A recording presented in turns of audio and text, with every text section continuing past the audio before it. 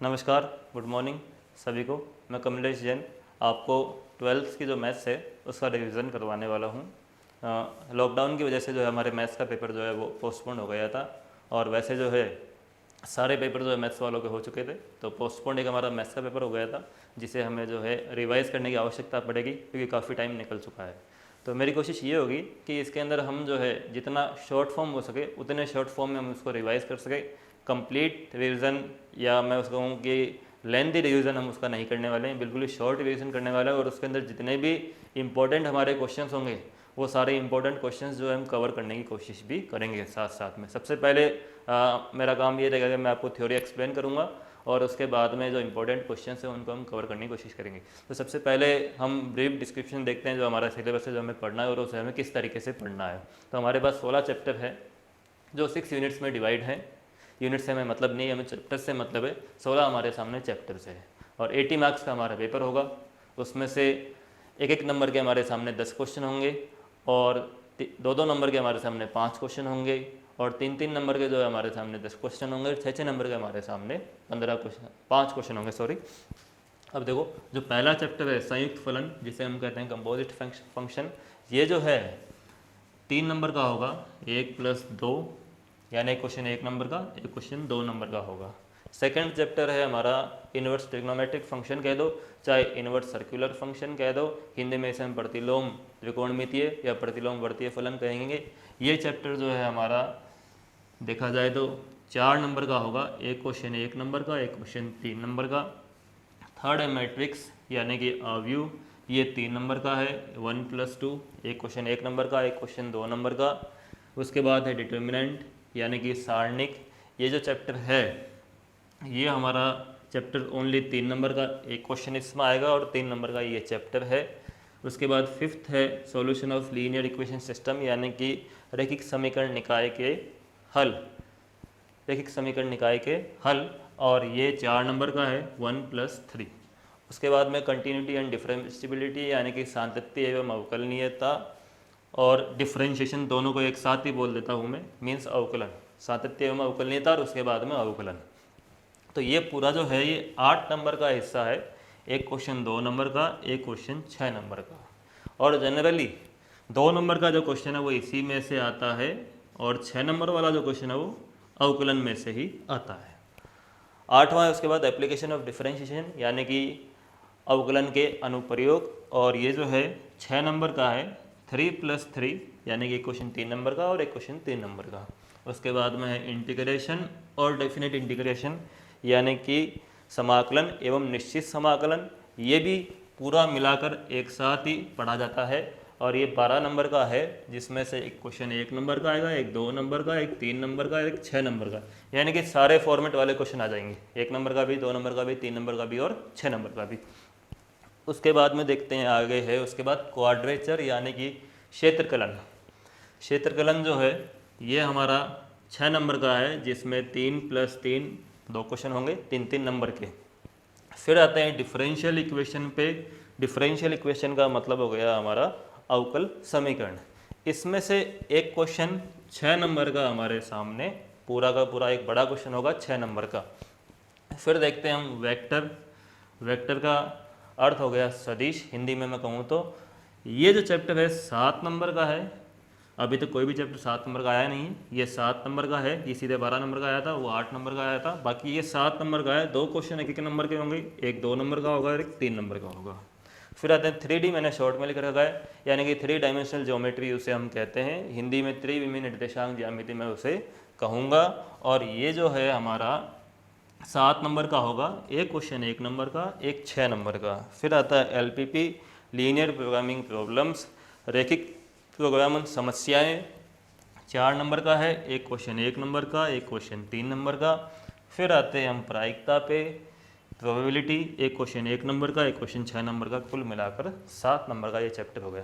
तो ये पूरे 80 नंबर का जो है यानी 80 मार्क्स का जो हमने डिवाइडेशन कर रखा है। अब इसमें देखते हैं हमें करना क्या है। इसमें देखो सबसे नोटिस करने वाली चीज़ है तो वो क्या है कि जो इनवर्स ट्रिग्नोमेट्रिक फंक्शन जो सेकंड चैप्टर है प्रतिलोम त्रिकोणमितीय फलन, उसके अंदर जो है हम देखें तो इस 3 नंबर वाले क्वेश्चन में अथवा हमें मिलेगा। फिर हम आगे बढ़ें तो हमें और देखा जाए तो ये जो समाकलन वाला हिस्सा था 9वां और 10वां चैप्टर, उसके अंदर भी देखा जाए तो 3 नंबर वाले क्वेश्चन में हमें अथवा मिलने वाला है। 3 नंबर वाले क्वेश्चन में अथवा मिलने वाला है।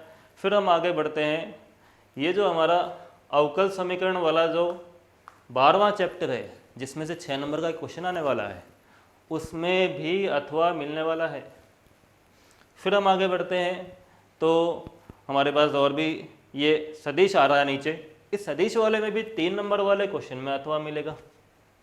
और उसके बाद हम आगे देखें तो हमारे पास जो ये प्रायिकता लिखी हुई है इसके अंदर भी 6 नंबर वाले क्वेश्चन में अथवा मिलने वाला है।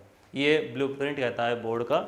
तो देखा जाए तो 3 नंबर वाले 3 क्वेश्चन ऐसे हैं, एक तो दूसरे चैप्टर में से, और एक ये समाकलन में से, और एक ये सदिश में से, जिसमें हमें अथवा मिलने वाला है। और 6 नंबर वाले जो क्वेश्चन आने वाले 5, उनमें से 2 क्वेश्चंस में हमें अथवा मिलने वाला है। एक तो 12वीं प्रश्नावली में से जो अवकल समीकरण है उसमें से, और एक जो प्रायिकता है उसमें से। तो ये तरह ब्लूप्रिंट की बात। अब हमें ये देखना है कि हमें जो है इसको शुरू करना है तो हम कवर जो है इसे किस तरीके से हमें करना चाहिए। देखो, मैं ये आपसे कहूँगा कि वैसे तो देखो मैथ्स पूरी मुझे तो इजी लगती है, पर हो सकता है कुछ बच्चों को पढ़ते वक्त थोड़ी प्रॉब्लम होती है।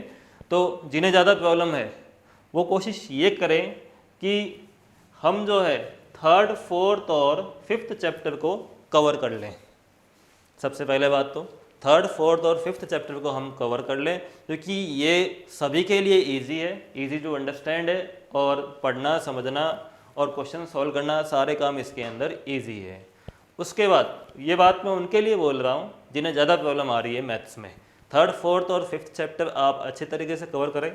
उसके बाद आपको क्या कवर करना है, उसके अलावा आपको करना है 15th चैप्टर, और उसके अलावा आपको करना है 13th चैप्टर जो सदिश वाला है। यानी ये 5 चैप्टर जो है यदि आप कवर करते हैं, वो बच्चे जिन्हें ज़्यादा प्रॉब्लम हो रही है मैथ में, उन्हें सबसे पहले ये 5 चैप्टर भी कवर करने हैं। 3रा, 4था, 5वां, ध्यान से सुन लेना, 13वां और 15वां। अब मैं यदि ऐसा करता हूँ तो मेरे कितने मार्क्स कवर हो रहे हैं आप देखो, 3 ये 6 और 4 ये 10 और 7 यहाँ 17 और 4 यानी 21 नंबर मेरे कवर हो रहे हैं 80 में से। तो हमारी कोशिश ये रहेगी कि सबसे पहले जो है हम ये 5 चैप्टर जो है आप लोग कवर करें जिन्हें ज़्यादा प्रॉब्लम हो रही है। उसके अलावा और क्या हमें सोचना है, 3रा और 4था चैप्टर यदि आप ढंग से पढ़ लेते हैं तो 5वां चैप्टर आपको पढ़ने में बिल्कुल भी प्रॉब्लम नहीं होगी। 6ठा और 7वां चैप्टर जो है ये अवकलन से संबंधित है। 8वां चैप्टर जो है वो अवकलन के अनुप्रयोग है। तो 8वां चैप्टर थोड़ा सा हार्ड पड़ता है, तो 6ठा और 7वां चैप्टर आने के बाद ही पहली बात तो 8वां चैप्टर हमें आ सकता है। ये तीनों चैप्टर अवकलन से रिलेटेड है। उसके अलावा 9th और 10th चैप्टर यदि हमें आता है, 9वीं और 10वीं प्रश्नावली यदि हमें आती है, तो ही हम जो है 11वीं प्रश्नावली के बारे में सोच सकते हैं। ये देखो कैसा रिलेशन है यहाँ पर, 6ठी और 7वीं प्रश्नावली यदि हमें आती है तो ही हम 8वीं प्रश्नावली के बारे में सोच सकते हैं, और 9वीं और 10वीं प्रश्नावली हमें आती है तभी हम 11वीं प्रश्नावली के बारे में सोच सकते हैं। तो इन 3 का और इन 3 का इस तरह का रिलेशन है, और ये 3 और ये 3 यानी कि ये 6 प्रश्नावलियाँ हमें आती है, तो मैं उससे अगली जो ये अवकल समीकरण है, जिसका नाम अवकल समीकरण है लेकिन इसमें समाकलन काम आएगा, तो उस पर भी हम विचार कर सकते हैं। यानी इस 12वीं प्रश्नावली को आने के लिए हमें जो है 3 तो ये और 3 ये प्रश्नावलियाँ हमें इन पे ध्यान देना पड़ेगा। तो एक तरीके से देखा जाए तो पूरी बुक का जो आधा पोर्शन है वो अवकलन और समाकलन ही ले रहा है। 3 प्रश्नावलियाँ अवकलन की, 3 प्रश्नावलियाँ समाकलन की, और ये दोनों का मिक्स अवकलन और समाकलन। इनके यदि हम नंबर जोड़ने बैठें तो ये 38 नंबर यानी 38 मार्क्स जो है हमारे कवर कर रहे हैं। 80 में से जस्ट हाफ ही हो चुका है। और ये तो इनकी बात रही। उसके बाद में हम ये देखते हैं कि सबसे ज़्यादा मुश्किल किस में आती है प्रॉब्लम। सबसे ज़्यादा प्रॉब्लम मेरे हिसाब से जो बच्चों को आती है वो 6th चैप्टर में कुछ बच्चों को आती है। देखा जाए तो सबसे ज़्यादा प्रॉब्लम जो आने वाली है बच्चों को 6th चैप्टर में कुछ बच्चों को काफ़ी ज़्यादा प्रॉब्लम आती है। तो ये वैसे 2 नंबर ही कवर करता है। इसे जिन बच्चों को ज़्यादा प्रॉब्लम आ रही है यदि वो छोड़ना भी चाहें तो कोई ख़ास बात नहीं है। 8th चैप्टर में उसके अलावा बच्चों को बहुत ज़्यादा प्रॉब्लम आती हैं। उसके अलावा देखा जाए तो यहाँ से फिर हम आगे बढ़े तो 14th चैप्टर जो है 3D वाला, उसमें भी काफ़ी प्रॉब्लम आती है बच्चों को, और 16th चैप्टर यानी कि प्रायिकता में भी काफ़ी प्रॉब्लम आती है। तो ये 16 में से 4 चैप्टर ऐसे हैं जिनमें बच्चों को प्रॉब्लम आती है ज़्यादा। एक तो छठा, एक 8वां और एक 14वां यानी कि जो 3D है, और एक 16वां जो प्रायिकता है। तो इन्हें भी हम डिस्कस हमें पूरा ही करना है, हम बस एक बार एनालिसिस कर रहे हैं इसका कि क्या हो रहा है। इजी कौन से वो मैंने आपको एक्सप्लेन कर दिया है, 3 तो ये हैं और एक यहाँ पर हमारा जो सदिश है वो है, और एक हमारा जो है यहाँ पर LPP ये जो है ये बहुत ही आसान है। तो ये 5 तो आसान है, बाकी सारे एवरेज हैं, और 4 जो है वो थोड़े बच्चों को मुश्किल लगते हैं। तो उनसे घबराने की कोई बात नहीं है। हम जितने भी इम्पोर्टेंट क्वेश्चन है वो हम कवर करेंगे, और जितनी थ्योरी को हम शॉर्ट में हो सकता है उतना कवर करने की कोशिश करेंगे। कंप्लीट अभी हम यहाँ पर नहीं पढ़ने वाले हैं, क्योंकि जितना हो सके उतना शॉर्ट पीरियड में ही हमें इसे कंप्लीट करना है। तो हम आज का लेक्चर जो है वो शुरू करते हैं। देखो, जो मैंने कहा है सबसे आसान है, उन्हीं में से मैं कोशिश करता हूँ उठाने की, ताकि आपका एक फ़्लो बन जाए, ज़्यादा आप परेशान ना हो पाए। तो क्योंकि शुरू तो मैं फर्स्ट चैप्टर से करना चाह रहा था, सीरियल नंबर से ही, लेकिन उसमें आप लोगों को प्रॉब्लम आने के चांस रहेंगे, इसलिए मैंने ये सोचा है कि 3rd चैप्टर से हम शुरू करते हैं। तो हम 3rd पहले पढ़ लेते हैं, उसके बाद हम 4th को रिवाइज कर लेंगे, उसके बाद इन दोनों का जो उपयोग इस 5वें चैप्टर में हो रहा है उसको हम बाद में कर लेंगे। फिर हम देखते हैं हमें आगे कौन सा चैप्टर करना है। तो शुरू करते हैं। आज का जो हमारी क्लास है वो आव्यू के लिए है, 3rd चैप्टर के लिए, उसे हमें रिवाइज करना है।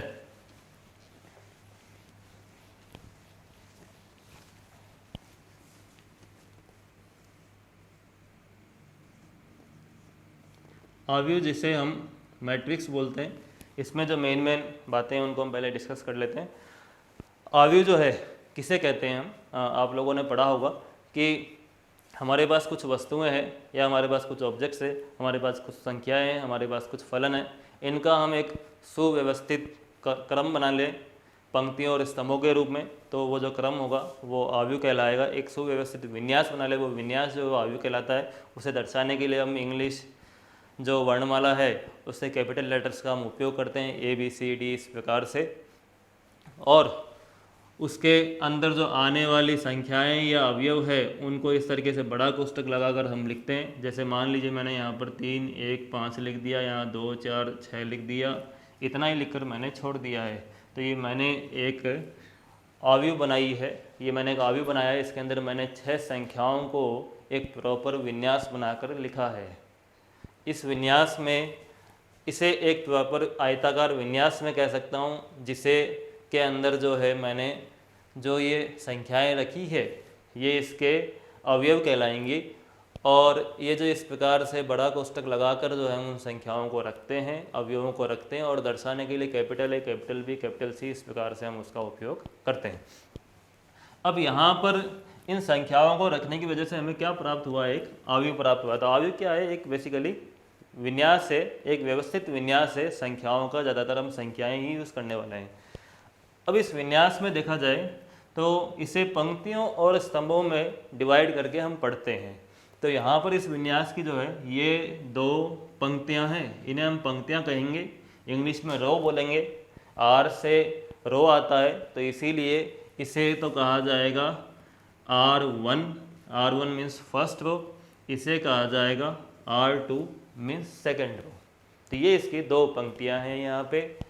ये इसमें जैसे हमारे घर में भी स्तंभ होते हैं, पिल्लर होते हैं, उसी प्रकार से ये जिसे हम कॉलम कहते हैं।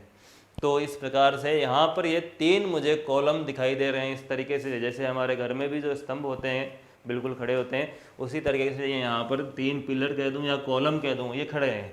इनमें से ये फर्स्ट वाला है तो इसे कहा जाएगा C1, ये सेकंड वाला है इसे कहा जाएगा C2, और ये थर्ड वाला इसे कहा जाएगा C3। तो इस आव्यूह के अंदर जो है हमें पता है, हमने पढ़ रखा है, वैसे तो मैं रिवाइज ही कर रहा हूँ कि हमारे पास 2 रो है और 3 हमारे पास क्या है, कॉलम है। रो मैं बढ़ा भी सकता हूँ, घटा भी सकता हूँ, कॉलम को भी मैं बढ़ा भी सकता हूँ, घटा भी सकता हूँ, यानी पंक्तियों और स्तंभों को कम ज़्यादा कर सकते हैं। यदि मैं पंक्तियों की संख्या बढ़ाऊँगा तो ये जो कोष्टक यूज़ किया है इसको बड़ा करना पड़ेगा, और यदि मैं स्तंभों की संख्या बढ़ाऊँगा तो मुझे बीच वाले गैप को सीधी सी बातें बढ़ाना पड़ेगा। इन पंक्तियों और स्तंभों के आधार पर ही हमें इस आवृत्ति की जो है क्या प्राप्त होती है, कोटि प्राप्त होती है। हम उसे कोटि कहते हैं। कोटि क्या है? पंक्तियों की संख्या और स्तंभों की संख्या का गुणा है। इसमें पंक्तियों की संख्या 2 है, स्तंभों की संख्या इसमें 3 है, तो 2 इंटू 3 जो है इसकी क्या हो जाएगी?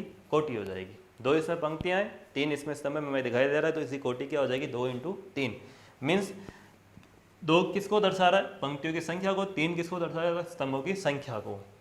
जैसे मान लीजिए मैंने कोई दूसरा अवयव लिखा इस प्रकार से, अब इसमें तो एक ही पंक्ति है और इसमें स्तंभ जो है वो कितने हैं? 3 है, तो इसी कोटि क्या हो जाएगी? 1 इंटू 3। अब इसमें एक पंक्ति कौन सी है? ये है। इसमें स्तंभ 3 कौन से हैं? ये वाले हैं। ये इसमें 3 स्तंभ है। तो इस प्रकार से जितनी पंक्ति होगी इंटू जितने स्तंभों की संख्या है वो उसकी कोटि होगी। तो कोटि को यदि मैं कहता हूँ कि वो m इंटू n है, तो m दर्शाएगा पंक्तियों की संख्या को और n दर्शाएगा स्तंभों की संख्या को। जितनी कोटि होगी उसके अनुसार जो है हमें क्या प्राप्त होगा? जितनी कोटि होगी उसके अनुसार हमें अवयवों की संख्या मिलेगी। जैसे कोटि 2 इंटू 3 है तो अवयवों की संख्या इसमें 6 है। कोटि 1 इंटू 3 है तो इसमें अवयवों की संख्या 3 है, इनको गुणा कर लेंगे हम। तो कोटि यदि m इंटू n है तो इनको मैं गुणा करूँ तो mn आएगा, यानी mn जो इसके अंदर स्थित अवयवों की संख्या को दर्शाएगा। तो ये अवयव होता है। अवयव के अंदर जो अक्षर या जो संख्या या जो फलन आ रहे हैं उसे हम जो है उसके अवयव कहते हैं। उनको रखने के लिए हम बड़े कोष्टक का उपयोग करते हैं। इसकी साइज जितने पंक्ति और स्तंभ है उसके अनुसार चेंज होगी। इस कोष्टक की दर्शाने के लिए कैपिटल लेटर्स का यूज़ करते हैं। और कोटि जो है वो पंक्तियों की संख्या इंटू स्तंभों की संख्या होती है। अब हम आते हैं अवयव के जो बेसिक टाइप्स है उन पे। अवयव के टाइप्स आप लोगों ने पढ़े होंगे कि पंक्ति अवयव होता है, स्तंभ अवयव होता है। इनमें कुछ खास इतना है नहीं। पंक्ति अवयव किस अवयव को हम कहते हैं? ऐसा अवयव जिसमें एक ही पंक्ति हो। स्तंभ अवयव हम किसे कहते हैं? ऐसा अवयव जिसमें एक ही स्तंभ हो। जैसे मैंने ये एक अवयव लिख दिया तो ये मैंने एक पंक्ति अवयव लिखा है, इसमें एक ही पंक्ति है। मैंने इस तरह का अवयव लिख दिया तो ये मैंने जो है एक स्तंभ अवयव लिखा है, इसके अंदर एक ही स्तंभ है। उसके बाद हम जो मेन अवयव है उस पर आते हैं, वो है वर्ग अवयव। वर्ग अवयव जो है वो कौन सा अवयव होगा? इस प्रकार का अवयव जिसके अंदर स्तंभों की संख्या और पंक्तियों की संख्या जो है वो क्या होनी चाहिए? सेम होनी चाहिए। यदि स्तंभों की संख्या और पंक्तियों की संख्या में सेम कर दूं तो मुझे एक वर्ग जैसी आकृति प्राप्त होगी, इसीलिए उसे वर्ग अवयव हम कहते हैं। जैसे मान लीजिए मैंने पंक्तियों की संख्या और स्तंभों की संख्या 2-2 कर दी है, तो मुझे इस प्रकार का कोई अवयव प्राप्त होगा ऐसा। जैसे यहाँ पे ये मुझे एक वर्ग अवयव प्राप्त हुआ है 2 इंटू 2 कोटि का। इसमें 2 पंक्तियाँ हैं, 2 इसमें स्तंभ है। ऐसे में 3 पंक्तियाँ और 3 स्तंभ कर दूंगा तो वो 3 इंटू 3 कोटि का जो है वर्ग अवयव मुझे प्राप्त होगा। तो वर्ग अवयव किसे कहा जाएगा? जिसमें जितनी पंक्तियाँ हैं उतने स्तंभ होने चाहिए, और ऐसा करने पर एक वर्ग जैसी आकृति प्राप्त होगी, और इसीलिए हम उसे क्या कह रहे हैं? एक वर्ग अवयव कह रहे हैं। उसके बाद हम इस वर्ग अवयव पर आधारित ही आगे क्या चीज़ पढ़ने वाले हैं कि ये जो वर्ग अवयव है इससे दूसरे टाइप और हमारे सामने बनकर आते हैं। उसमें से जो इम्पोर्टेंट है, एक तो है विकर्ण अवयव और एक है इकाई अवयव। ये इम्पोर्टेंट है दोनों, जो यहीं से प्राप्त होने वाले हैं। अच्छा देखिए, जैसे एक वर्ग के अंदर हम कहते हैं कि 2 विकर्ण होते हैं, एक ये और एक ये, वैसे ही इस अवयव के अंदर जो है वर्ग अवयव में भी विकर्ण होता है। ये जो फ्रंट वाला आ रहा था इसे ही हम उस वर्ग अवयव का विकर्ण कहते हैं। ये जैसे फ्रंट में जो आ रहा है ये इस वर्ग अवयव का क्या है? विकर्ण है। तो ऐसा वर्ग अवयव जिसमें विकर्ण के अवयवों को छोड़ के बाकी सारे अवयव 0 हो तो उसे हम जो है विकर्ण अवयव कहेंगे। जैसे मैंने एक ऐसा अवयव लिख दिया, इसमें विकर्ण पे यहाँ पे मैंने कोई संख्याएं रख दी और बाकी अवयव मैंने 0 कर दिए, तो ये मैंने एक विकर्ण अवयव लिखा है। या मैं एक 3/3 का विकर्ण अवयव लिखना चाहूँ तो मैं विकर्ण पे तो कुछ संख्याएं रख देता हूँ और बाकी सभी अवयवों को मैं 0 कर देता हूँ, तो ये मैंने एक विकर्ण अवयव लिखा है। तो इस प्रकार से एक विकर्ण अवयव है। इकाई अवयव क्या होगा? इकाई अवयव एक ऐसा वर्ग अवयव है जिसमें विकर्ण के अवयव इकाई होंगे और बाकी सारे अवयव 0 होंगे। मीन्स ये इस तरह का एक विकर्ण अवयव है जिसमें विकर्ण के अवयव इकाई होंगे, मैं ऐसा कह सकता हूँ। विकर्ण के अवयव मैं इकाई कर रहा हूँ और विकर्ण अवयव कह रहा हूँ उसे, तो विकर्ण के अवयव इकाई कर दूंगा और विकर्ण अवयव है तो बाकी सारे अवयव 0 होंगे, तो वो इकाई अवयव बन जाएगा। जैसे विकर्ण अवयव करना है तो विकर्ण के अलावा सारे अवयव 0 करने और विकर्ण पे 1 रखना है मुझे, तो ये मैंने एक इकाई अवयव लिखा है। 3/3 का यदि मैं लिखना चाहूँ तो इस प्रकार से ये आप लोगों ने पढ़ा होगा। ये 3/3 का जो इकाई अवयव है इसे I2 से दर्शाते हैं, इसे जो है I3 से हम दर्शाते हैं, क्योंकि इसे इंग्लिश में जो है हम आइडेंटिटी मैट्रिक्स जो है कहते हैं, या इसे हम यूनिट मैट्रिक्स भी कहते हैं, वैसे दोनों नाम है इसके। और आइडेंटिटी से हम I यूज़ कर रहे हैं तो इसे I2 2 कोटि का है इसलिए, I3 3 कोटि का है इसलिए। अच्छा, एक चीज़ मैं आपको बता रहा था अभी, क्या कि कोई भी अवयव है उसके अवयवों को दर्शाने के लिए आप लोगों ने पढ़ा होगा, वैसे तो मैंने अभी बताया नहीं था आपको। AIJ यूज़ करते हैं, I इसमें पंक्ति क्रमांक को दर्शाएगा और J इसके अंदर जो है स्तंभ क्रमांक को दर्शाएगा। जैसे इस अवयव के अंदर देखा जाए तो ये A11 है, इसमें देखा जाए तो ये A12 है और इसमें देखा जाए तो ये A13 है ना। A12 का मतलब क्या है? पहली पंक्ति दूसरे स्तंभ पे, 13 का मतलब पहली पंक्ति तीसरे स्तंभ में। आपने अच्छे तरीके से पढ़ा होगा, कुछ ज़्यादा इसमें मुझे बताने की आवश्यकता नहीं है। और हमने पहले ही कहा है कि हम डिटेल लेक्चर तो लेने वाले ही नहीं है, हमें बस इसे शॉर्ट में जितना हो सके उतना कवर करना है। तो ये बेसिक टाइप्स से अवयव के, जिनमें कुछ खास बताने लायक इतना है नहीं। उसके बाद हम अवयवों पर लगने वाली संक्रियाओं की बात करते हैं। वहाँ से हमारा जो क्वेश्चन वाला पैटर्न है वो आने वाला है अभी। अवयव पर लगने वाली जो संक्रियाएं हैं, तो अवयवों को हम जोड़ सकते हैं और अवयवों को हम घटा सकते हैं और गुणा कर सकते हैं। 3 काम हम अवयवों के साथ कर सकते हैं, हम उन्हें जोड़ सकते हैं, घटा सकते हैं, गुणा कर सकते हैं। इसके लिए हम अभी पढ़ेंगे, पहले जोड़ने और घटाने की हम बात करते हैं। हाँ, तो हम क्या कर रहे थे कि 2 अवयवों को तभी जोड़ सकते हैं जब उनकी कोटि समान हो। जैसे इनकी कोटि समान नहीं है, इन्हें जोड़ा नहीं जा सकता है। कोटि समान रखूँगा तो मैं जोड़ पाऊँगा और घटा भी पाऊँगा, ये आप लोगों ने पढ़ा होगा। जैसे यहाँ पर ये मैंने 2 समान कोटि के ले ली, अब मैंने जोड़ भी सकता हूँ, घटा भी सकता हूँ। अच्छा, जोड़ेंगे तब क्या होगा कि इससे जो इनके संगत अवयव इन्हें जोड़ना पड़ेगा। 1 को 4 से जोड़ना पड़ेगा, 2 को 7 से जोड़ना पड़ेगा, 3 को 2 से, 4 को 3 से, ये आपने पढ़ा होगा। घटाना है तो भी यही कंडीशन है, पहले कोटि सेम होनी चाहिए तभी हम घटा पाएंगे और जोड़ पाएंगे। अच्छा, मैं थोड़ा सा फास्टली इसे लूँगा क्योंकि हम रिवीजन कर रहे हैं, इसलिए कंप्लीट मैं इसे एक्सप्लेन नहीं करने वाला हूँ। उसके बाद में आते हैं हम गुणा पे। इसमें काफ़ी बच्चों को प्रॉब्लम आती है। गुणा को हम देखते हैं ढंग से। गुणा कब कर सकते हैं? गुणा नॉर्मल गुणा की तरह नहीं होता है, गुणा जोड़ने और घटाने की तरह नहीं होता है। गुणा के लिए एक कंडीशन है, तभी हम दोनों अवयव गुणा कर सकते हैं, वरना हम गुणा कर ही नहीं सकते हैं। जैसे ये मैंने 2 अवयव लिखे, मुझे इन्हें गुणा करना है, तो इसकी एक विशेष कंडीशन है। वो क्या है कि ये जो आगे अवयव रखा हुआ है इसमें जो स्तंभों की संख्या है और जो ये बाद में रखा हुआ है इसमें जो पंक्तियों की संख्या है ये बराबर होनी चाहिए, तब हम इन्हें गुणा कर सकते हैं, वरना गुणा नहीं कर सकते होंगे। आप लोगों ने पढ़ा होगा, इसमें जो स्तंभों की संख्या है, इसमें जो पंक्तियों की संख्या है, ये क्या होनी चाहिए? बराबर होनी चाहिए। जैसे मान लो मैं कहता हूँ कि इसकी कोटि 2 × 3 है और मैं कहता हूँ इसकी कोटि 3 × 4 है। अब ये दोनों गुणा हो सकते हैं। क्यों हो सकते हैं? क्योंकि इसमें स्तंभों की संख्या 3 है, इसमें पंक्तियों की संख्या कितनी है? बी वाले में 3 है, गुणा हो सकते हैं। हम इसे कैसे याद रखेंगे? इस कंडीशन को हम याद ऐसे रखेंगे कि ये पास पास वाली संख्याएं बराबर होंगी तो ये गुणा हो सकते हैं, वरना गुणा नहीं हो सकते हैं। इस तरीके से आप याद रखेंगे। अच्छा, इससे एक चीज़ और क्लियर हो रही है कि इस पास पास वाले को आप हटा दो तो जो मिल रहा है 2 × 4, इस कोटि का अवयव फाइनली हमें गुणा करने के बाद मिलने वाला है। ये भी मैं याद कर सकता हूँ यहाँ से।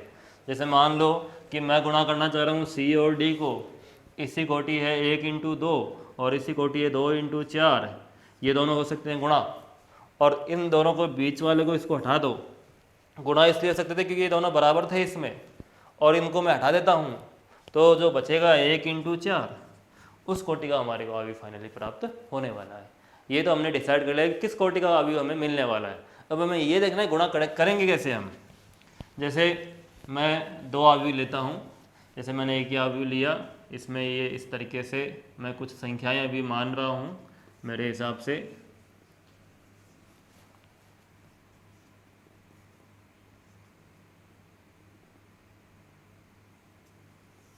ये मैंने 2 अवयव लिए। अब देखते हैं पहले गुणा हो सकते हैं या नहीं हो सकते हैं।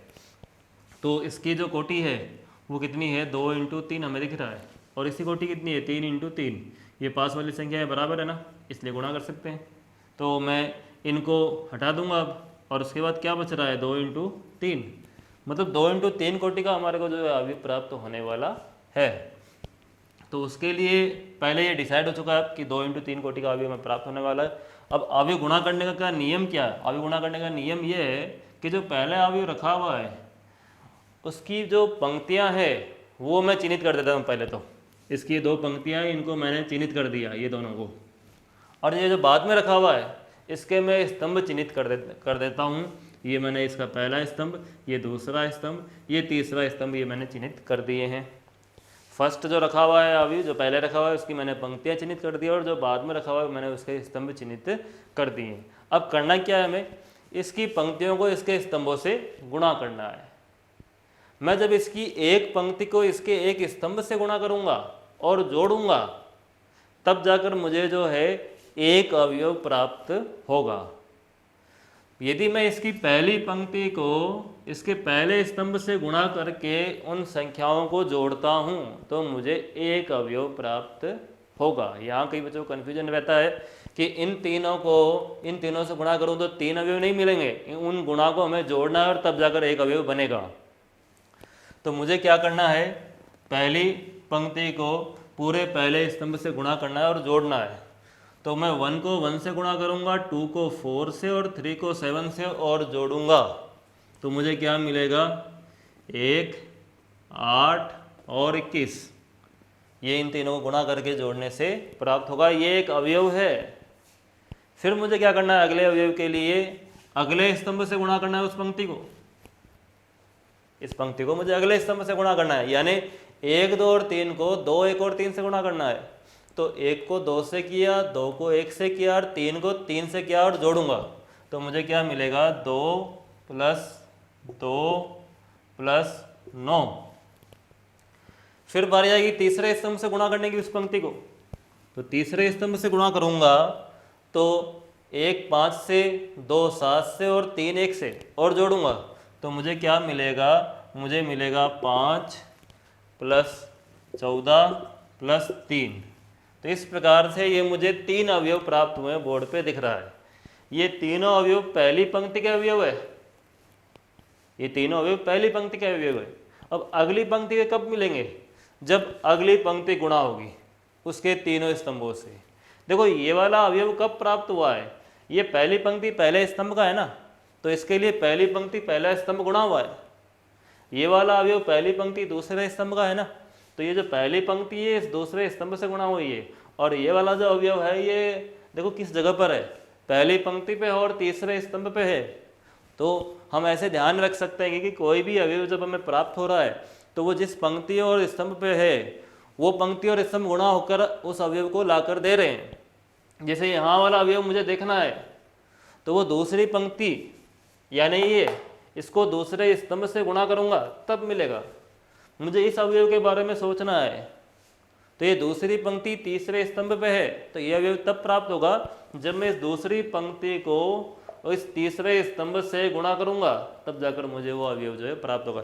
इस प्रकार से कोई भी जो अवयव प्राप्त हो रहा है वो जिस स्थान पर है उस स्थान की जो पहले रखे हुए अवयव की पंक्ति बाद में रखे हुए अवयव के स्तंभ से गुणा होगी। तो इस प्रकार से वो हमें अवयव जो है प्राप्त हो जाएगा। अब यहाँ खास बात क्या है ध्यान देने वाली, वो ये है कि जैसे ये दोनों गुणा हो रहे हैं, ये आवश्यक नहीं है कि इनको आगे पीछे करूँ तो गुणा हो पाए। मैं यदि इसे पहले लिख दूं और इसे बाद में लिख दूं तो ये कोई ज़रूरी नहीं कि गुणा हो पाए या नहीं हो पाए, वो फिर से डिपेंड करेगा वही कोटियों वाले केस पे कि कोटियों में जो पास वाली संख्या है वो मैच हो रही हैं क्या, तब तो गुणा हो पाएगा, वरना गुणा नहीं हो पाएगा। ये हम कह सकते हैं। जैसे मान लीजिए मैं इसे पूरे को उठा के जो 3/3 का इसको पहले रख दूं और बाद में इसको रख दूं, तो अब 3/3 वाला आगे आ गया है और जो 2/3 वाला था ये पीछे आ गया है। अब देखो ये अलग अलग है, पास वाले ये अलग अलग है तो गुणा नहीं हो सकते।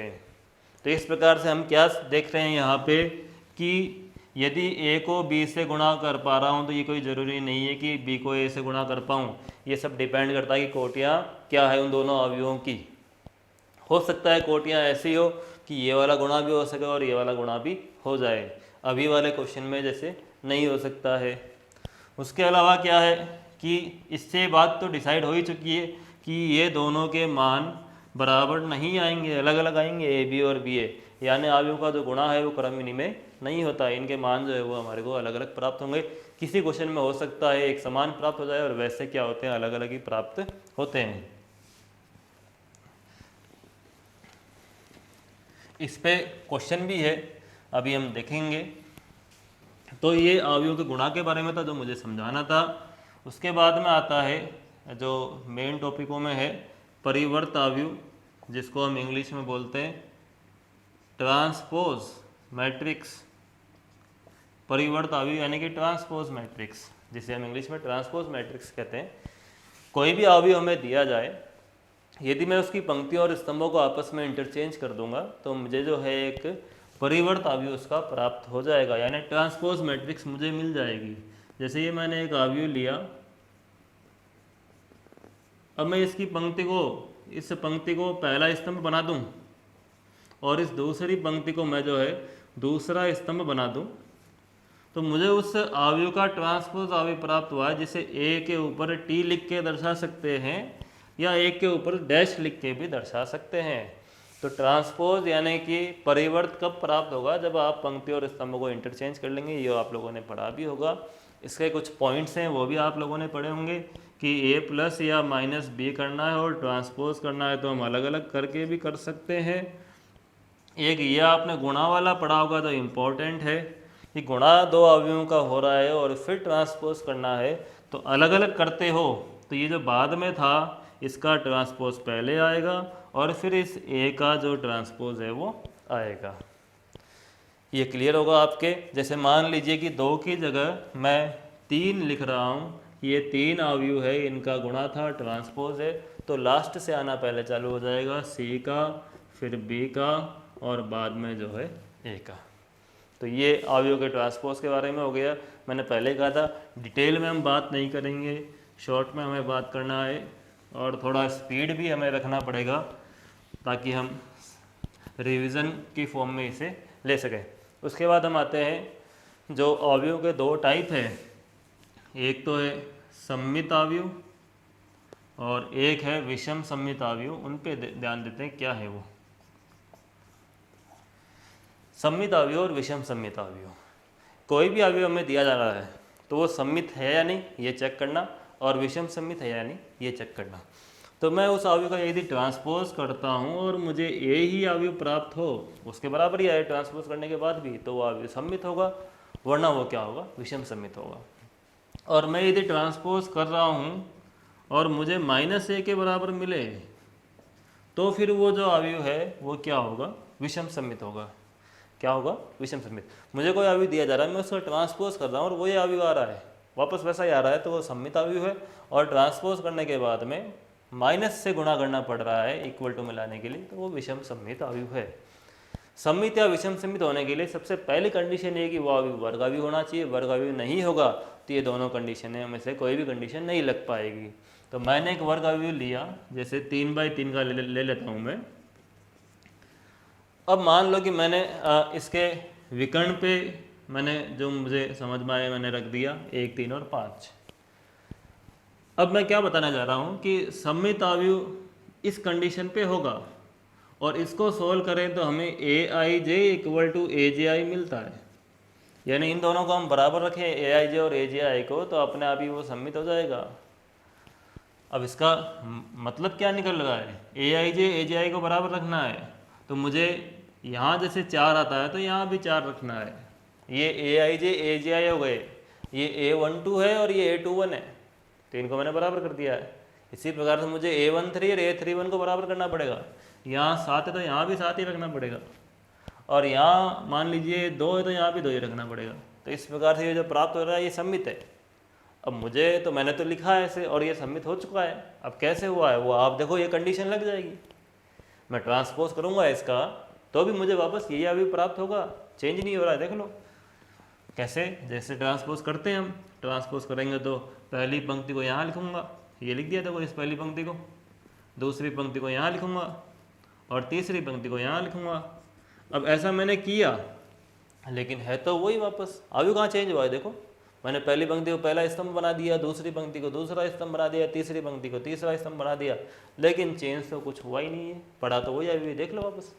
तो इस प्रकार की कंडीशन लग गई ना। तो इस कंडीशन को लगाने के लिए मैंने क्या किया है, ये वाली कंडीशन यूज़ की है। मतलब इन दोनों संख्याओं को बराबर करना है, इन दोनों को बराबर करना है और इन दोनों को बराबर करना है। मीन्स ए आई जे वाला स्थान ए जे आई वाले स्थान के बराबर करना है, तो अपने आप सम्मित हो जाएगा। विषम सम्मित के लिए मैं क्या करूँगा कि जो ए आई जे वाला स्थान है वो माइनस ए जे आई वाले के बराबर करूँगा और साथ ही साथ विकर्ण को 0 करेंगे। बेसिक अभी मैं बता नहीं रहा ये सब क्यों हो रहा है, अभी हम केवल रिविजन के हिसाब से डिस्कस कर रहे हैं। तो सबसे एग्जाम्पल मैं लेता हूँ, जैसे मुझे विकर्ण पे 0 करना है, मेन बात लिखा हुआ है, विकर्ण पे 0 कर दिया और बाकी ए आई जे माइनस ए जे आई के बराबर करना है। इट मीन्स कि यहाँ 2 आता है तो यहाँ -2 आएगा, यहाँ पर -4 आया तो यहाँ 4 आएगा और यहाँ पर 3 आया तो यहाँ -3 आएगा। इनके चिन्ह अलग अलग, इनके चिन्ह अलग अलग, इनके चिन्ह अलग अलग, साइन इस तरीके से हमें अलग अलग करने हैं, तब ये विषम सम्मित बन जाएगा। क्यों बन जाएगा आप देख लेना, ये वाली कंडीशन लग जाएगी। तो सम्मित के लिए क्या करना है, विकर्ण पे कुछ भी आए इनको बराबर करना होता है, और विषम सम्मित के लिए क्या करना है, विकर्ण पे नेसेसरी है फिक्स से 0 ही करना है और बाकी इनके चिन्ह अलग अलग रखोगे तो अपने आप वो अवयव क्या बन जाएगा, विषम सम्मित अवयव बन जाएगा। अब इनके कुछ पॉइंट्स हैं, उनमें से सारे डिस्कस नहीं करूँगा मैं, 2-3 पॉइंट देख लेते हैं। एक तो पॉइंट ये कि ए कोई भी वर्ग अवयव हो, ए कोई भी वर्ग अवयव हो, ए में ए का ट्रांसपोज जोड़ते हैं ना हम, तो मुझे सम्मित मिलता है, और ए में ए का ट्रांसपोज घटाऊंगा तो विषम सम्मित आएगा। ये पॉइंट मुझे समझाना है। एक ऐसा भी अवयव ले लो आप, जैसा भी आपको समझ में आ रहा है, वर्ग अवयव, और यदि आपने उसमें उसका ट्रांसपोज जोड़ा तो लास्ट में सम्मित मिलेगा, और उसमें उसका ट्रांसपोज घटा दिया तो आपको जो है विषम सम्मित मिलेगा। जैसे मान लो कि मैंने ए ले लिया ये,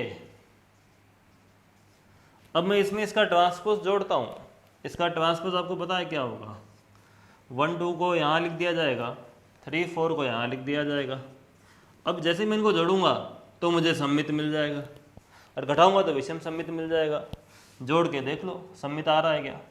जोड़ता हूँ, 1 में 1 जोड़ूंगा, 2 में 3 जोड़ूंगा, 5, 3 में 2 जोड़ूंगा, 5, 4 में 4 जोड़ूंगा, 8। ये देख लो ये क्या आया है, ये सम्मित आया है, मुझे दिख रहा है सम्मित है। तो इसी तरीके से मैं घटाऊंगा तो मुझे क्या मिल जाएगा, विषम सम्मित मिल जाएगा। तो ये फिक्स होता है हमेशा ही, एक ऐसा ही क्यों ना हो, ये एक सम्मित आएगा, एक विषम सम्मित आएगा। अब इन दोनों में 2 का भाग लगा के जोड़ लें, इसमें 2 का भाग लगा दूं और इसमें 2 का भाग लगा दूं और जोड़ दूं, तो देखो इस चीज़ को सॉल्व करने पर ये मिल रहा है, मिल रहा है नहीं मिल रहा है। यदि मैं इसे हल करूं तो मुझे ए ही प्राप्त होगा। तो ये क्या चीज़ है, ये एक फॉर्मूला है जिस पे क्वेश्चन भी है और हमें ध्यान भी देना है। वो क्या है, देखो कि कोई भी अवयव है उसे सम्मित अवयव और विषम सम्मित अवयव के योग के रूप में लिख सकते हैं। देखो ये सम्मित अवयव था ना, इसमें 2 का भाग लगाऊंगा सम्मित ही रहेगा। ये विषम सम्मित अवयव है, इसमें 2 का भाग लगाऊंगा तो क्या रहेगा, विषम सम्मित ही रहेगा। और देखो एक सम्मित अवयव में विषम सम्मित अवयव जुड़ रहा है और मिल रहा है वो अवयव जो दिया गया था। तो कोई भी जो अवयव है जो दिया जा रहा है उसे सममित अवयव प्लस विषम सममित अवयव के योग के रूप में इस फॉर्मूले से हम लिख सकते हैं। ये फॉर्मूला जो है हमें ध्यान रखना है। उसके अलावा क्या है कि कोई भी दो अवयव यदि बराबर किए जा रहे हैं तो क्या होगा, तो उनके जो है हर संगत अवयव है वो बराबर होने चाहिए, तभी दो अवयव बराबर हो सकते हैं, वरना दो अवयवों की तुलना यानी इक्वलिटी जो है वो पॉसिबल नहीं है। जैसे मैं लिखता हूँ कि एक अवयव है ये इस तरीके से x+4 3 5 7 और मैं कह रहा हूँ ये अवयव बराबर है 2 3 y+2 और 7, ये मैंने लिखा है। तो ये कब हो पाएगा, जब इनके संगत अवयव बराबर हो। मीन्स x+4 2 के बराबर होना चाहिए, 3 3 के बराबर है ही, 5 जो है ये y+2 के बराबर होना चाहिए, 7 7 के बराबर है ही, लिखने की जरूरत ही नहीं है।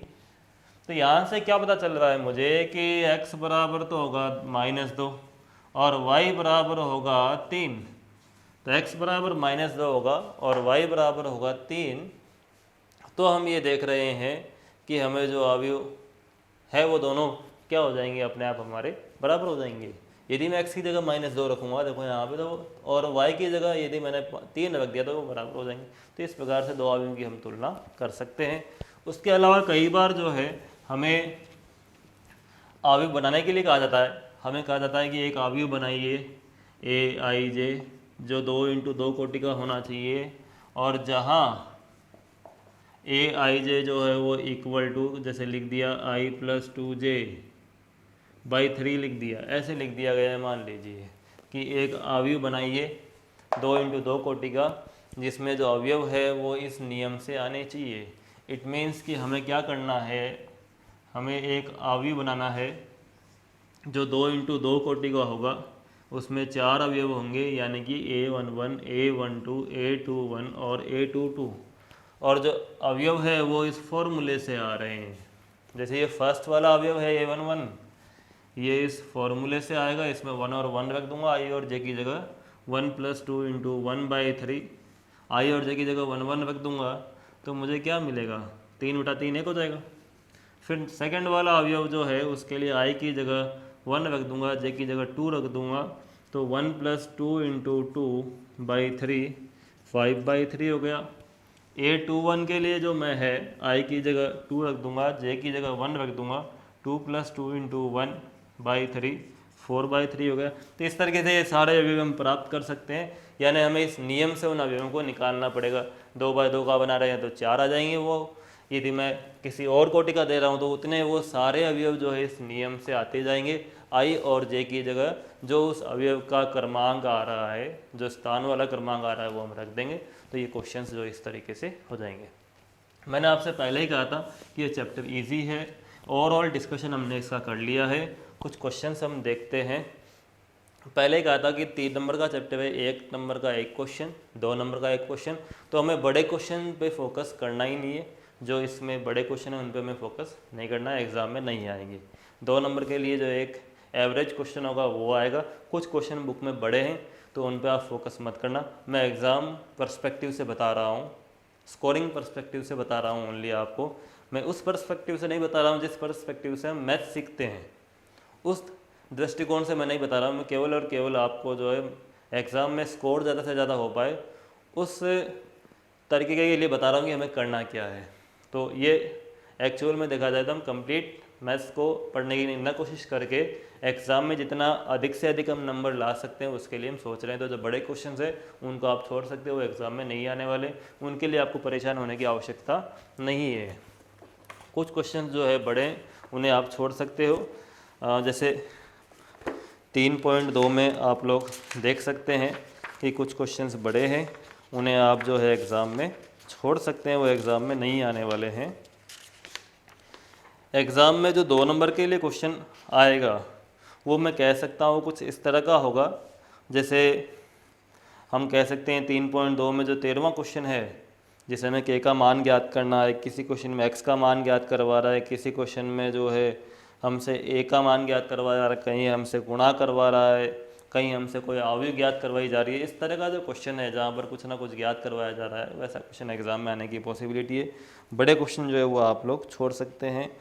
2 नंबर के लाइक कौन से क्वेश्चन आ सकते हैं, उनमें से मैं 1-2 क्वेश्चन डिस्कस करता हूँ। जैसे आपके जो 3 पॉइंट विविध, तीसरे की जो विविध है उसमें से एक क्वेश्चन है, मैं नोट करता हूँ उसको। हमें 3 अवयव दिए हुए जिनको हमें गुणा करना है। एक ये अवयव है, एक ये वाला अवयव है,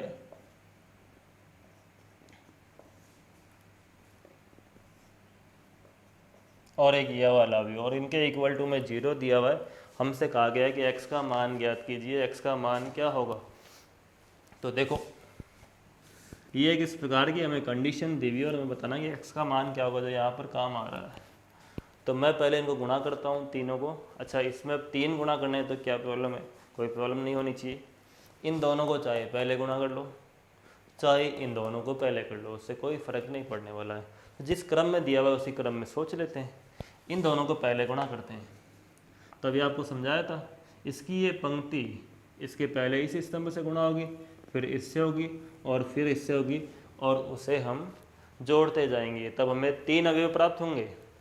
इसकी पहली पंक्ति पहले स्तंभ से गुणा हो रही है, एक अवयव, पहली पंक्ति दूसरे स्तंभ से, फिर एक, पहली पंक्ति तीसरे स्तंभ से, फिर एक। तो इस प्रकार से 3 अवयव प्राप्त होंगे। तो ये 3 अवयव आ रहे हैं। 1x और 1 को इनसे गुणा करोगे तो मुझे 1 + 4x + 3 मिलेगा, ये एक अवयव हो गया है। फिर सेकंड स्तंभ से गुणा करूंगा, दूसरे स्तंभ से गुणा करूंगा तो मुझे 2 + 5x + 2 मिलेगा, और फिर जब मैं तीसरे स्तंभ से गुणा करूंगा तो मुझे 3 + 6x + 5 मिलेगा। तो इस प्रकार से ये देखो हमें मिल गए। एक x और 1 को जो है मैंने इनसे गुणा कर दिया है, और फिर मैंने 1x और 1 को इनसे गुणा कर दिया है, और फिर मैंने 1x और 1 को इनसे गुणा कर दिया है। तो मुझे ये पहली पंक्ति और पहली पंक्ति के अवयव प्राप्त हुए। क्यों? क्योंकि इसमें एक ही पंक्ति है, इस वजह से पहली पंक्ति के अवयव जो है मुझे प्राप्त हुए हैं। और 3 स्तंभ के अवयव क्यों प्राप्त हुए? क्योंकि तीनों स्तंभों से हमने कंटिन्यूसली गुणा किया है। फिर ये एक 1 2 3 बच रहा है, इस अवयव को भी हमें गुणा करना है। अब देखो ये एक पूरी पंक्ति है कि नहीं, और ये एक पूरा स्तंभ है, ये गुणा होंगे तो एक ही अवयव आएगा। यहाँ अगर कुछ बच्चे गलती करते हैं कि यहाँ 3 अवयव बना लेते हैं, ऐसा कुछ भी नहीं है। आप चाहे तो इसे पहले सरल कर सकते हो, 1 और 3 जुड़ जाएंगे तो 4 हो जाएगा, 2 और 2 जुड़ जाएंगे 4 हो जाएगा, 3 और 5 जुड़ जाएंगे 8 हो जाएगा। तो आप सरल कर सकते हैं, पहले सरल कर लेते हैं। चलो 4 + 4x हो गया है, यहाँ पर 4 + 5x हो गया, यहाँ पे 8 + 6x हो गया है, और 1 2 3 ये है। अब देख लो ये सरल कर लिया है मैंने। तो अब जो है मुझे क्या करना है कि गलती क्या करते हो आप लोग कि इसे इससे गुणा कर लेते हो अलग, इसे इससे कर लेते हो और इसे इससे अलग कर लेते हो, और 3 अलग अलग अवयव लिख लेते हो। ऐसा नहीं है, एक ही अवयव प्राप्त होगा। क्यों प्राप्त होगा? क्योंकि ये एक पंक्ति है, ये एक स्तंभ से गुणा होगी तो एक ही अवयव आएगा। यदि और कोई स्तंभ होता पास में तो और अवयव आते, अभी तो एक ही अवयव आएगा। ध्यान रखना है, हमें 3 अलग अलग अवयव नहीं आएंगे। मैं इन तीनों को इन तीनों से गुणा करूंगा और जोड़ता जाऊंगा तो मुझे एक अवयव प्राप्त होगा। मैं 4 + 4x को 1 से गुणा करूंगा, कर दिया। 4 + 5x को 2 से करूंगा और जोड़ूंगा इसके अंदर, तो 8 + 10x, और 8 + 6x को 3 से गुणा करूंगा और इसमें जोड़ दूंगा, तो 24 + 18x = 0। अब आप लोग इसे सॉल्व कर लेना और इसको 0 के बराबर कर देना, कहीं कोई दिक्कत नहीं आएगी। x का मान आ जाएगा 4x, 10x और 18x, इन्हें जोड़ लेना, और 4, 8 और 24 को जोड़ लेना, और हमें जो है फाइनली x का एक जो है मान प्राप्त हो जाएगा। तो इस तरह के 1-2 क्वेश्चन और भी है जिन्हें आप देख सकते हैं। 2 नंबर के लायक क्वेश्चन है, मैं आपको बता रहा था। 1-2 क्वेश्चन और देखते हैं जो 2 नंबर के लायक हमारे पॉसिबल हैं।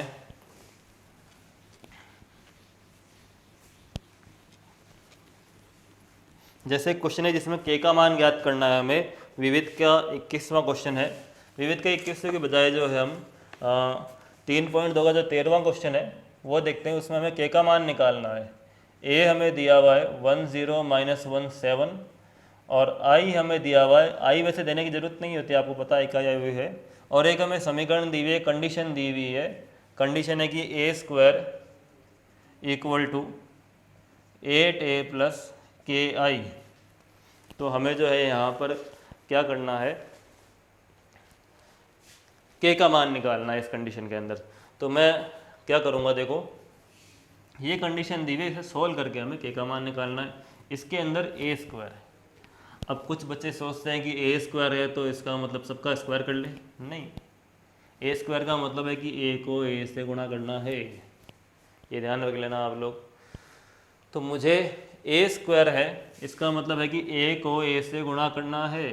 तो मैं 2 बार ए को लिख देता हूँ, 1 0 minus 1 7 1 0 minus 1 7 equal to 8 into A 1 0 minus 1 7 plus K into I. ये ऐसे, ये मैंने पूरी जो ऊपर लिखी हुई कंडीशन थी वो लिख दी है। ये तो हो गया ए स्क्वायर, ये 8 है, ये के आई। अब यहाँ तो क्या होगा, 8 सबसे गुणा हो जाएगा और 8 0 माइनस 8 और 56 यहाँ आ जाएगा। यहाँ के सबसे गुणा हो जाएगा, कर दिया। यहाँ इन्हें गुणा करना है, तो पंक्तियों को स्तंभों से गुणा करना है कि नहीं। तो ये पहली पंक्ति, यानी ये दोनों ऐसे मार्क नहीं करेंगे, अभी केवल गुणा करने के लिए समझा रहा हूँ इसीलिए मार्क कर रहा हूँ। इन दोनों को इन दोनों से गुणा करूँगा और जोड़ूंगा तो मुझे दिख रहा है 1 मिलेगा, आपको भी दिख ही रहा होगा। फिर पहली पंक्ति को दूसरे स्तंभ से गुणा करूँगा, जोड़ूंगा तो मुझे 0 मिलेगा। क्यों? क्योंकि 1 0 से गुणा होगा और 0 7 से गुणा हो जाएगा, तो दोनों 0 हो गए ना। 1 0 से हुआ और 0 7 से हुआ, दोनों क्या हो गए, 0। फिर बारी आ रही है सेकंड पंक्ति की। तो सेकंड पंक्ति जो इससे गुणा होगी तो -1 इससे होगा तो -1 और 7 -1 से होगा तो -7। तो -1 और -7 कितने हो गए, -8। फिर ये दोनों इन दोनों से गुणा होंगे तो 0 और 49 यानी कि 49 हो जाएगा। तो इस प्रकार से हमें ये गुणा प्राप्त हुआ। इधर इनको जोड़ना है तो जोड़ लेंगे। तो फाइनली हमारे पास यहाँ पर क्या है, 1 0 -8 49 इक्वल टू, इधर इन्हें जोड़ेंगे, 8 में के जुड़ेगा तो 8 प्लस के, 0 में 0 जुड़ेगा 0, -8 में 0 जुड़ेगा -8 और 56 में के जुड़ेगा तो 56 प्लस के। अब हमारा काम था के का मान निकालना। अब तुलना कर लेंगे, अब ये बराबर होने चाहिए ना। तो 1 किसके बराबर होना चाहिए, 8 प्लस के। तो यहाँ से देख लो के का मान कितना आ रहा है। के का मान यहाँ से बता सकता हूँ ना कितना होना चाहिए, 1 - 8 कितना हो जाएगा, -7। या इन दोनों को बराबर कर दिया जाए, 49 इक्वल टू 56 प्लस के। तो यहाँ से के का मान कितना आ जाएगा मेरे पास, देख लो, चाहे वो तो मैं जोड़ सकता हूँ वरना